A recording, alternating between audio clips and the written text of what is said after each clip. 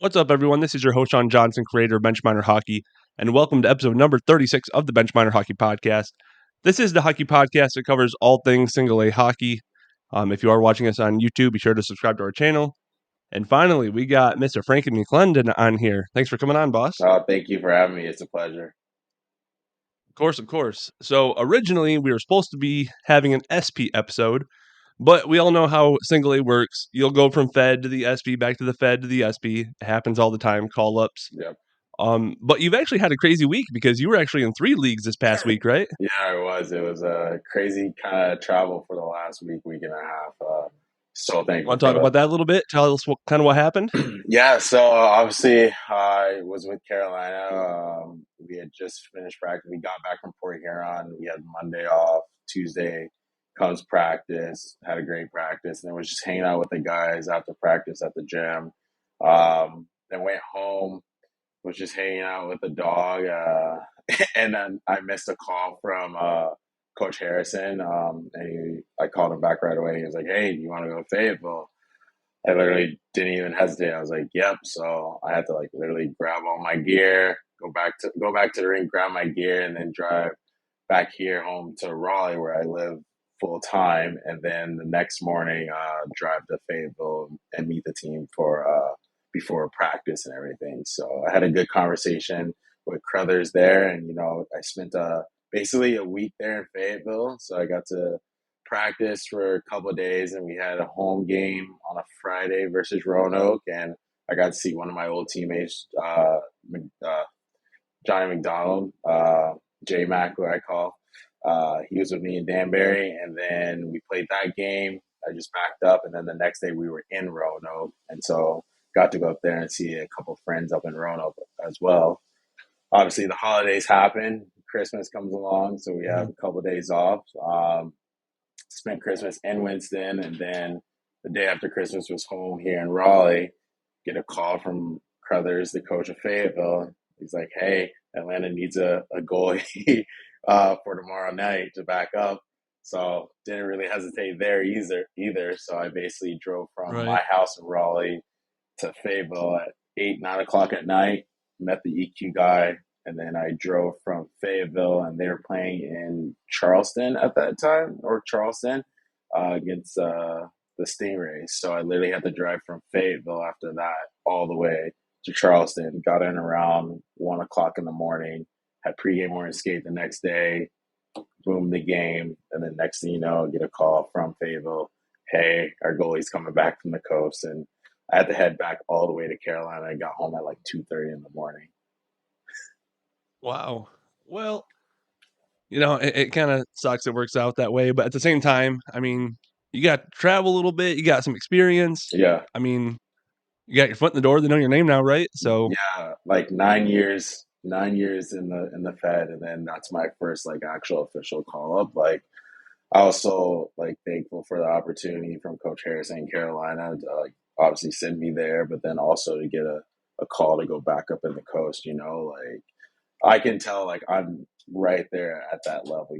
I wasn't getting sniped in practice or anything like that. Obviously I can hang with those guys, but I was soaking everything in. For 9 years of grinding away in the Fed and having a couple guys in the SP be like, "We looked you up." I'm like, "Man, you're still kicking around after 9 years," and there's some guys that are still in this league that were your teammates a long time ago. So just to hear that from some of the guys, it's true testament. I just never gave up on myself. I just keep pushing myself. Right. Now let me ask you this. So basically, the Fed is kind of around. The Fed claims that the reason why they switch their name to prospects is because they want players to kind of work on their craft. Mm-hmm. Do you believe that this is the best league to kind of work on your craft to get to the next level? Honestly, I believe so, because honestly, when I started in this league, it was kind of I wouldn't say goonish, but there was more fights than anything else when I first came in this league. But now you have Division III, college kids, high end and low end kids that are coming in, even ACHA. They're still very skillful. Some of those guys do get stints in the SPHL, and then some guys that are playing juniors in the GMHL are coming to the Fed. The youngest kid in this league are like O1s or O2s, I believe. And I'm just like, I'm looking at myself. I'm like, whoa, this league has gotten so much younger, but it's for a good reason. It's because it's a developmental league. And I have to agree with you that I see a lot of kids that are getting bounced around this year, getting opportunities, and it's a testament to them Mhm. because they're actually working on their skills here. They're not like just coming and like just practicing, going home, be like, oh, okay, my day's done. Like there's guys that are working out, guys that are staying on the ice extra, like getting more work done. So like as an older guy, I see it. Mhm. Right. I mean, I know everyone has their reasonings for, playing in this league. It seems like some guy I'm not gonna name drop anyone by no means, but it seems like some guys are just kinda here for a good time. Some Right, guys are just kinda hanging out because they love the game, and other guys are working on their craft trying to get to that next level. So, I right, just kinda wanted to hear your side of it, see what you thought. right, right. So, we just talked about you being in the Fed for 9 years now. You've been in since about 2015 or so, Mhm. back when it was still the FHL. We just talked about how it's come a long way since you came in. Um, it seems like you're a fan favorite for every team you've played for.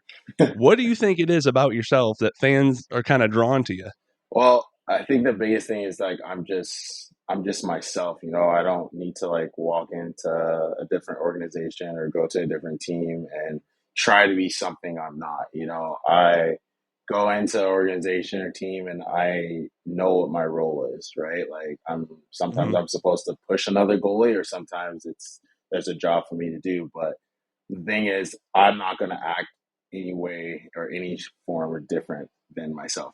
I was raised a certain way. I'm always going to treat people with respect, but I'm always going to be that guy that's going to be loyal to their team, and I'm going to back up my team. So I think that's the biggest thing. But I'll take my like anytime like there's young kids want to have a conversation with me, I will stop whatever I'm doing to have a conversation with them. Or if another adult wants to have a conversation with me about like other teams' organization, I'll still have a conversation. I don't act like I'm bigger than anything else. That's not who I am. right. No, that's awesome to hear because, I've been around long enough to know that some guys kinda seem like, like, "Oh, it's just a kid. I'll catch him next game," or, you Yeah, know, we just lost, so I'm kinda pissed. I wanna go to the locker room and take a shower and get out of here." I get that, but yeah, it's nice to kinda put the game away after it's over with, win or lose, and just kind of deal with the fans and kind of, get on their level, talk to them, and I know it means a lot to kids, and it means a lot to the parents as well. So, yeah. Because it's I awesome mean, to see you guys doing that. I was one of those kids too. I was always looking up to like the older guys, like especially when I was like younger and skating with like guys that are playing AAA or juniors or in college. Like I always looked up to them. They always took time out of their day to just talk to me or help me with anything. So I knew once I would get to this type of level, I would have to like kind of Mhm, return the favor. But like I love doing things like that. I love going to school events. I love going to any like media thing, and I don't do it just for like just to get like pictures for Instagram or be shown on the internet. Like I genuinely love mhm. giving back to the community. Right. No, that's awesome to hear, man. I know people like me and especially probably parents, to kids that go to all the games around the league. They appreciate players like yourself that Yeah. like to get out in the community and be a part of that. So that's awesome to hear. Like, Um, so tell me if I got this wrong or not, but you played for 6 teams so far in the Fed, right? yeah. I got Berlin, St. Clair, Carolina, Mentor, Columbus, Danbury. Did I miss one? No, I think you got it all. You got it Okay. all. So what or let me I don't want you to put you on the spot. I don't want you to pick one, but what would you say were some of your favorite organizations to play for and why? I'm gonna have to say that's it's tough. Berlin, that's where I first started. That's where I first met when Andre Nish was the head coach. And then Mhm, I traveled to Carolina. So obviously Carolina is a big one right there because it's where I won my first championship. It's where I spent my first like good 3 years of actually playing quality hockey. I got into a groove. Uh, Columbus, obviously being around like former teammates who was with me in Carolina, Jay Krug, Josh Antonio, Chase Faust, who's not playing anymore, and then being around the Krug family. They were amazing. They took care of us and Coach Boom Boom Bouchard. But then Danbury, I think it saved my career because COVID kind of really messed up a lot of things for a lot of players, and Danbury kind of gave me another opportunity. But I wouldn't say there's a specific one, but like went Carolina, Columbus, and Danbury. They all those three places have like special places in my heart, because it did something Right. in my career every year. Gotcha. Okay. Yeah, I was just curious, and that's no knock to Berlin, St. Clair, or Yeah, no, Mentor. I was just kind of curious on your standpoint on no, those and I cities. and I think the thing is Um, because it was so short lived with Berlin was like, yeah, my first year, but it was like in and out of the lineup and then went home for a bit. And then, like, then St. Clair Shores, it really didn't last long. And then same thing with Minner. So, like, the places that lasted a little bit long was like Carolina, Columbus, and Danbury.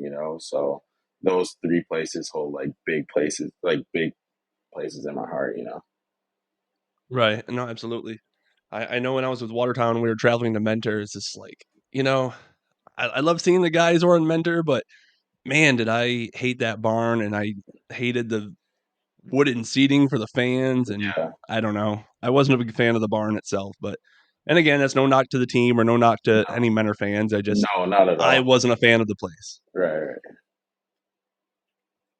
So fans kind of love it when I ask this. So tell us a wild story that kind of happened in your pro career.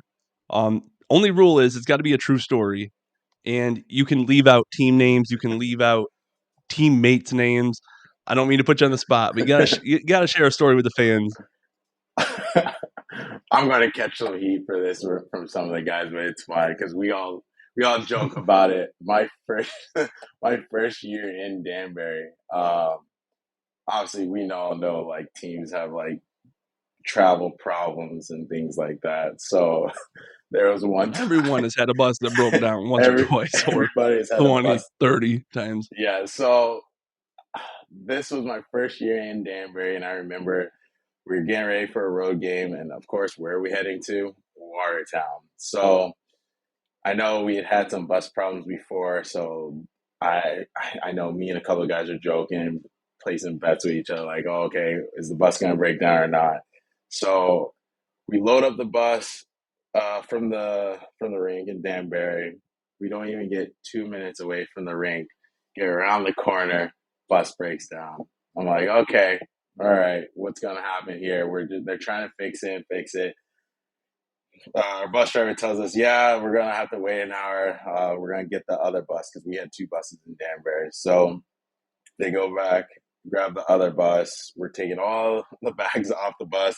There's a police car sitting right behind our bus. We're like, all right, we're just gonna get away with this. The other bus comes. We load that bus up, get onto the bus. We start heading to Watertown. 3 hours in, everything is smooth sailing. Right? We stop to get food, get back on the bus. Maybe an hour after that, we stopped at a rest stop. Bus broke down, didn't even move. And I think we were either 2 or 3 hours away from Watertown at this point. And mind you, this is in February, so it is snowing and stuff. So we just go inside. We're sitting in the rest stop area. I think guys are like starting to eat McDonald's and stuff. And it gets to about 5:30, and we're like, okay, well, we should have been at the rink by now. They say that another bus is going to come, but we don't know what's going on. Then we're looking at our phones. We're Mhm. seeing that the game's getting pushed back, pushed back, pushed back. So it's not going to be a 7:30 start. It's going to be a 9 o'clock start. And we're like, okay. Then we're hearing rumors that the game is going to be canceled. So guys just start going to McDonald's again, eating food left and right. I'm just like, I was saying in my head, I was like, I've been in this league for so many years. There's no way they're canceling this game. Not a chance. Lo and behold, 30 minutes later, oh, yeah, boys, game's going to happen. Utica comments, I think someone got a hold of them and like they're sending their bus to come pick us up and drive us the rest of the way to Watertown. Guys, the looks on guys' faces were just depressed because Like, oh, I've already had 3 Big Macs. I can't pay now. I was like, I just like looked around. I was like, this is not going to be good. Ended up Bus comes, picks us up. It's like 9, 10 o'clock. I want to say. I think that was a game where we had to play at like almost midnight or something. It was Yeah, like it was 11. right around midnight, I It was think. almost like 11 or like 11:45. We got to the rink, and when we get to the rink, Watertown's already on the ice warming up. They come and tell us, "Oh yeah, you guys got 10 minutes to get on the ice." So we're all guys are just hustling and bustling, getting dressed to get onto the ice for warm ups. Obviously, we missed warm ups. I think Wilson, this was his first year with us, Brian Wilson, and what ends up happening, I think they only gave him like 4 pucks, and like I think another guy was just shooting like a couple pucks in his glove, couple pucks in his blocker, and then boom, it's like we're starting the game. Started the game, boom, off the rip. They're up 2-0. Coach pulls him. I go in. I give up 2 goals. We're down 4 rip. Miraculously, we come back, tie it up 4-4, going to overtime, and then it was kind of a bush league call. And I've always had trouble at that Watertown rink. I couldn't win a game there to save my life for some reason. But next thing you know, we lose this game, but I stopped the puck on a 2-on-1, and my teammate Dmitry Kuznetsov was laying in front of me, and it hit me and then hit him and sitting in front of him, and the ref still calls it a goal, and I'm like looking around, no way this win. I start yelling and swinging my stick, and I'm like, well, boys, we got a point out of this, and I just kind of stopped laughing to myself, and then we ended up having to stay at night instead of driving back because we didn't have our bus, obviously, but our bus ended Right. up getting fixed in Utica or something, and then we got home that next day, and I was just like, I don't like going to Watertown at all. We always have problems with the bus going there. I was like, I just hate this place sometimes. Oh my goodness. Yeah, I honestly forgot about that story. That Yeah, is that that is that wild. was I that was remember a that. bad night. I remember that. It just gives me chills. Now the real question is, how many McNuggets did you have that evening before the game? I didn't eat McDonald's. No, I think I had a burger or something, but I didn't really eat anything. I stay away from that. Oh goodness. We would all be lying if we said that we never had a transportation issue on any FPHL team Oh yeah, because wow. yeah. That's why I tell everyone, like, I'm so glad that the Fed doesn't have planes because it'd have like one propeller going and the rear end be duct taped on. Like, I'm just glad we don't have planes. It'll be a scene out of what's the Major League. It'll be like that. Major League. Yeah, Yep. Exactly. that's what the Fed is. Major League right there. We love it though. We love Yeah. it.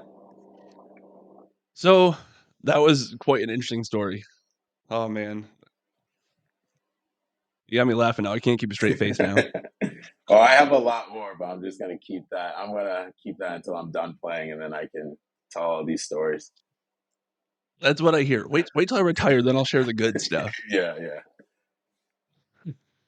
So, we're officially in January now. 2023 is now in the books. What are some of your fondest memories of this past year or season, last season / this season, I guess? Uh, well, last season, obviously winning a Commissioner Cup, my second one, I think that was a huge one because that locker room was so knit tight, made so many friendships, made so many relationships there in Danbury with the fans. That was a big thing. Also, like having like just family see my games, like watch it on YouTube and stuff because like my little nephew loves playing, like loves hockey in general, but like I'm trying to steer him Hmm. away from that.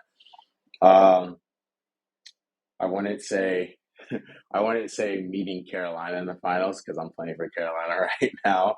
So obviously I've gotten some heat from that from last year, but we've all made amends, so that's fun. But I think Hmm. winning the championship last year, that was a big milestone, and for a second one too, because like not a lot of guys can win one in this league, but to win two or maybe Yeah, three, like you never know, right? So I would say exactly.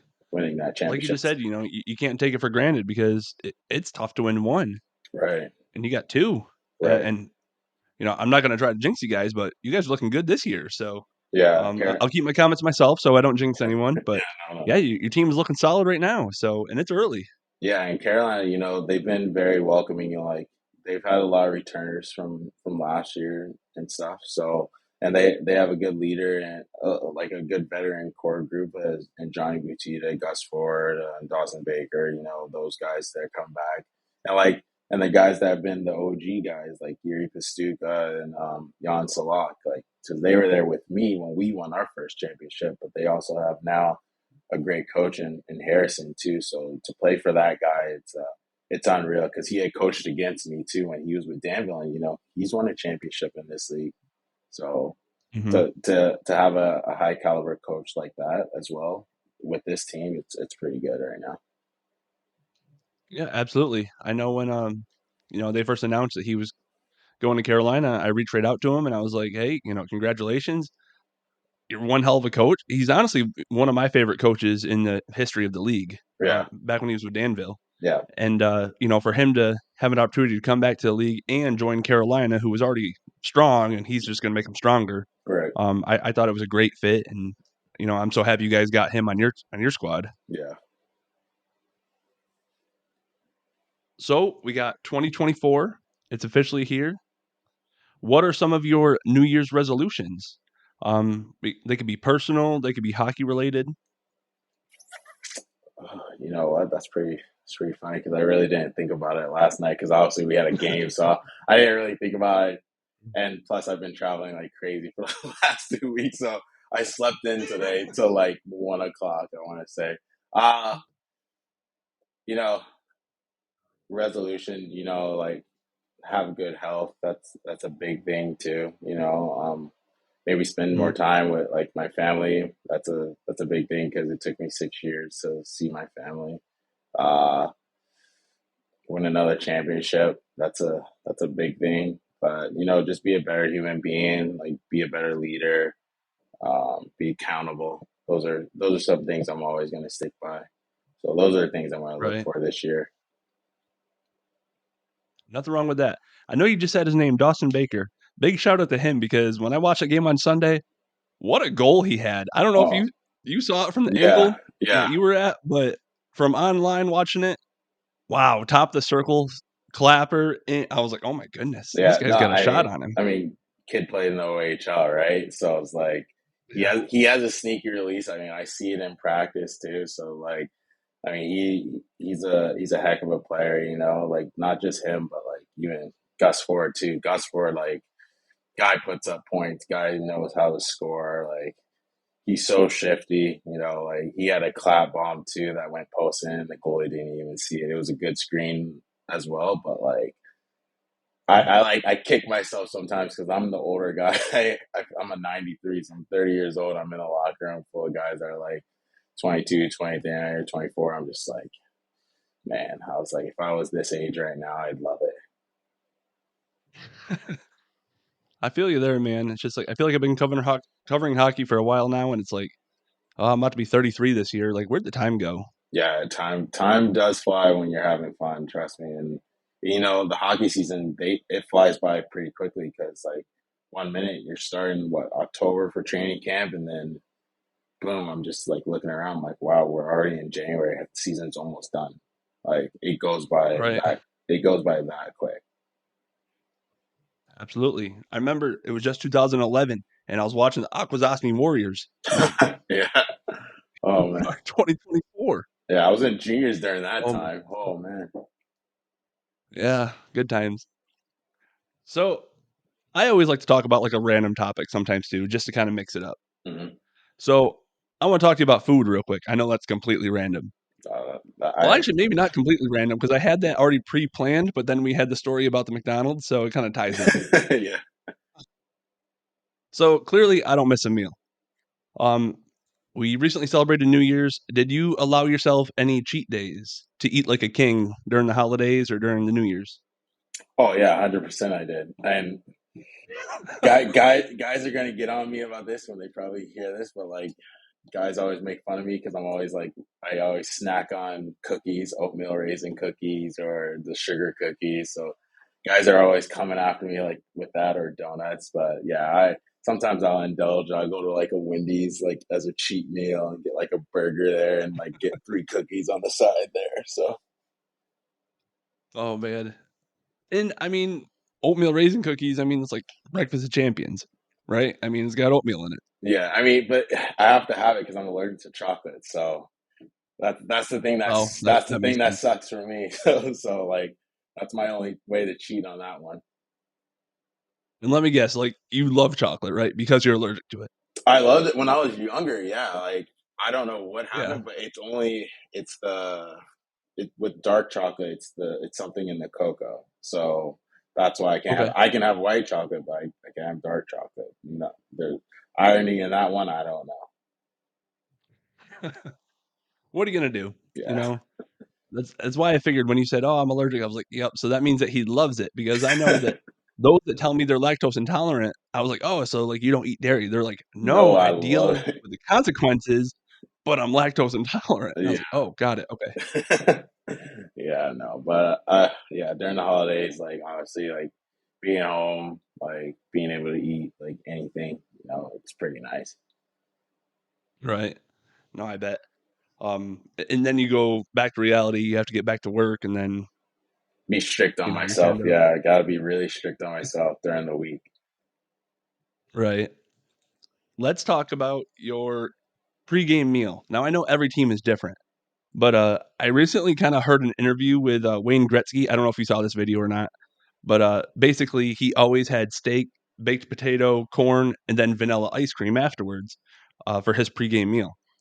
And one time, the team management changed it to pasta and chicken, Yeah. and he's like, "Yeah, I don't play without baked potato and steak." And they were like, "All right, Mr. Gretzky, we'll get you a baked potato and steak." Hmm. And he's like, "Well, good because Mr. Keenan, does he want me to play or not? Because I'm not going to play without my steak." So it was just kind of funny. I mean, I know we're talking NHL, Yeah. but it's kind of funny that he was so into his routine, he needed his baked potato and steak to Hmm. play a game. Now, do you have anything like that where like you need to eat something or do something prior to a game? No, not anymore. Like I used to be very superstitious, like in juniors and obviously the first couple of years in the Fed.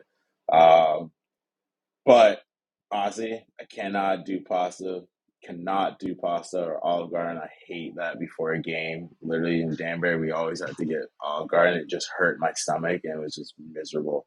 Um, Biggest thing, like I always try to do, especially when we're at home, I like to cook. So I will do I'll do a baked sweet potato and rice with chicken, or I'll like dice it up and put brown sugar and honey on the sweet potato, and I'll just have rice with it. So those are the two things I like to do when we're at home. If we're on the Okay. road and we're going Yeah. somewhere, or like we have our own, like we can go anywhere to eat, I'll try to like look for like I know in Columbus I went to like Cava or something, so that was pretty nice because like I had a nice rice bowl. Right. Or go to Panda Express and get white rice and teriyaki chicken. So I try to keep it light. I don't like to eat like anything heavy before a game because it's just like sometimes I feel like I'll move a little bit slower in warm ups. I can tell how it is in warm ups, and I'm just like, oh, I shouldn't have did that. But if we're at home, it's literally sweet potato and rice or sweet potato, chicken and rice. So that's what I like to do. So every team kind of has a chef. Are you Carolina's chef there? Does No, everyone come to no, your house for the food? no, No? no, no, no. They're banned from coming to my house. So I'm the older Let guy. them have it, Frankie. I'm the older guy. They don't know my address, so I'm just saying they don't need to come over. Oh, man, that's great. Well, we will wrap it up here. Do you have any final closing statements here for Benchminer followers or Carolina Thunderbird fans? Uh, you know what? I love you guys. I love Carolina fans. I love bench runner hockey. Like I always keep up to date with you guys. I always support you guys, and thank you for supporting not just me but all the players around the league. Like it's a great thing to have. Absolutely. Try my best here. I'm one person. I work a full time job. I have a 1 year old, so I know that I do get kind of busy sometimes. But the point of this platform, is to kind of I don't want to say like support the players, but it's a place for the players, and my goal is to kind of give you guys like this interview here, for example. I hope that higher leagues do see this interview and they're like, you know what, this guy's got character, this guy has experience. Let's give this guy a shot. So that's kind of always my goal, is to help get players to the next level, even if it's by sharing a video. You know what I mean? Something simple as that, because the internet and social media is a powerful tool. Hmm. And I feel like a lot of people use it for the wrong reasons, but if used for the right reasons, you know, good things can happen. Yeah, well, we thank you for your support, man. Oh, of course, of course. I can't wait to get back down to Carolina. I miss it there so much. I have a blast every time I come to the NX. The Yeah, fans there are phenomenal. yeah, they are. Um, Man, I can't wait to come back. So I need to plan a trip here. Yeah, get out of the snow once it comes. Like, just come on down to I Carolina. know. Yeah, we were just talking about that off air. Actually, for those that don't know, I'm in the Watertown area, and it is January, and we still have no snow. Now, I don't know if I should be worried about the polar ice caps or the polar bears or what, but this is not normal. Like No. typically we have feet by now. Typically we have snow in November, so I'm not really sure what's happening. We need to email Bill Nye, get his opinion or something. I don't know. Yeah, well, I'm just gonna enjoy the warm weather down here. Even though it's cold at nighttime, I still love it. It's in the 60s or low 50s, so I'll take that any day of the Yeah, rub it in, rub it in. week. Now I didn't say it wasn't cold here. It's still cold, but there's no snow. Yeah. But again, Frankie, I really appreciate you supporting Benchminer. Like you just said, you've been there since the beginning, and we really appreciate that. And I wish you all the luck going forward, and we'll be in touch. Okay, All right, sounds good. Thank you very much, and happy New Year. you too, bud.